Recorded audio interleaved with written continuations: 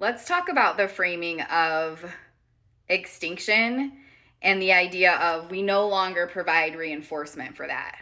What impact might that have on the work that we do? Hi, I'm Dr. Megan, and I guide people in growing, learning, and cultivating connection and curiosity.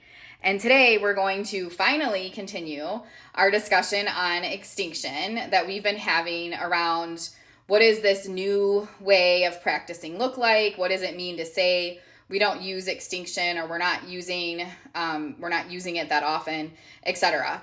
I've already answered some of those big questions in previous videos, so if you're wondering about that part, make sure to go check those out. They're labeled very clearly on my page with extinction part 1, part 2, etc. Today, I wanted to take a minute to really dive in on this framing. When people talk about using extinction procedures, the very big focus is on what in the environment is maintaining the challenging behavior. So we remove that, we remove the suspected reinforcer and expect that to change the behavior of the person. And I think we really need to reflect upon how that framing really impacts everything that we do.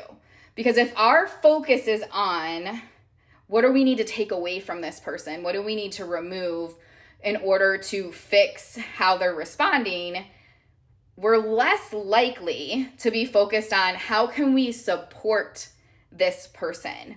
What can we do to help build skills and help them navigate the experience that they're having? I have seen, and myself done it, a over focus on that, oh my gosh, we can't provide reinforcement piece of things, to the point where that's all anyone's tracking. They're looking at, are the parents, the teachers, the therapists, the behavior analysts, are they withholding whatever the identified reinforcer is every time the challenging behavior occurs? And there's little to no data being collected on how are they supporting this person during a difficult moment. So one of the things that I would say we definitely need to make sure we're doing when we're looking at how can we more compassionately and humanely address what people call challenging behavior is stop framing it as, oh, we need to identify the reinforcer and remove it, and start thinking more about how can we support this person. When we're changing the consequences that are being provided, what can we do to train people in the environment to provide supportive consequences? And of course, antecedents are important too. I think I've talked about that in previous videos. I'm sure I'll talk about it some more. But if we're not providing a supportive, low-stress learning environment in the first place, we're obviously setting ourselves up for failure as well. But I'm talking about the consequence side, right? Like, what do we do once the challenging, distressed behavior starts occurring? And if our main focus is on, oh, well, we gotta keep those reinforcers in check, we're really losing sight on being responsive to the person and how we can best support them during this experience that they're having.